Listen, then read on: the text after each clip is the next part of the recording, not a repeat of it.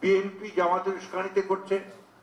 সব শেষে আপনারা এটাও বলেছেন যে তারা বাইরের শক্তি ইঙ্গিতে এই সমস্ত করছে। এবং তারপরে কি করেছেন, যখন ছাত্ররা বারবার বলেছে যে আপনারা কথা বলতে চাই, তখন আপনারা প্রথমে ছাত্রলীগকে ওদের বিরুদ্ধে লেলিয়ে দিয়েছেন, তারপরে পুলিশ নিয়ে, আইন শৃঙ্খলা বাহিনী নিয়ে হলের মধ্যে ঢুকে তাণ্ডব সৃষ্টি করেছেন এবং সেখানে আপনারা অনেকে হত্যা করেন। এই উত্তরগুলো কে দেবে? তারপরে তো ছাত্র রাস্তায় নেমেছে, তারপরে তো ছাত্রদের তখন আপনারা এইভাবে গুলি করে হত্যা করেছেন। আর আমাদের কথা বলছেন, আমরা তো যে ছাত্ররা নিহত হওয়ার পরে, শহীদ হওয়ার পরে আমরা তাদের গায়েবী জানাজা প্রোগ্রাম একটা দিয়েছিলাম আমাদের বাইতুল মোকাররমে, এবং সেখানে আপনারা আমাদেরকে ঠিক মতো দাঁড়াতে দেননি, গায়েবানা জানাজা আমাদেরকে ঠিক মতো করতে দেন।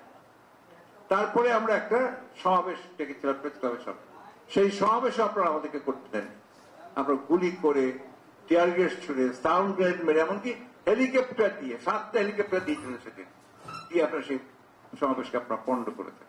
তারপরে তো আপনারা গণগ্রেফতার শুরু করেছেন, প্রতিদিন ব্লক রেড দিচ্ছেন, ব্লক রেড দিয়ে আপনারা সমস্ত আমাদের তৃণমূল পর্যায়ের নেতা কর্মীদেরকে আপনারা তুলে নিয়ে আসছেন, এবং সেইখানে আপনার সাধারণ নিরীহ মানুষকে আপনারা তুলে তুলে নিয়ে আসছেন।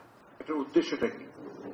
উদ্দেশ্য একটাই, যে আপনারা আবার সেই আগের মতোই একটা ফিয়ার ফোবিয়া তৈরি করতে চাইছেন, একটা ত্রাসের রাজত্ব সৃষ্টি করতে চাইছেন, এবং সমস্ত রাজনৈতিক কর্মীদেরকে রাজনীতি থেকে দূরে সরাবার কাজ করছেন।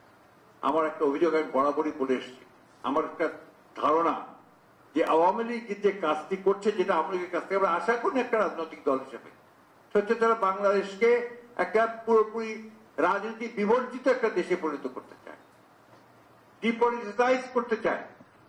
তারই অংশ হিসেবে তারা আজকে সমস্ত ঘটনাগুলো ঘটাচ্ছে। আর আমি আগেও বলেছি যে তাদের লক্ষ্য একটা, তারা এই দেশকে আবারও সে আগের মতো সমস্ত দলকে নিষিদ্ধ করে দিয়ে তার এক দলীয় শাসন ব্যবস্থা পাকিস্তানের মতো একটা প্রতিষ্ঠা করতে চায়। সেটাই হচ্ছে তাদের মূল লক্ষ্য।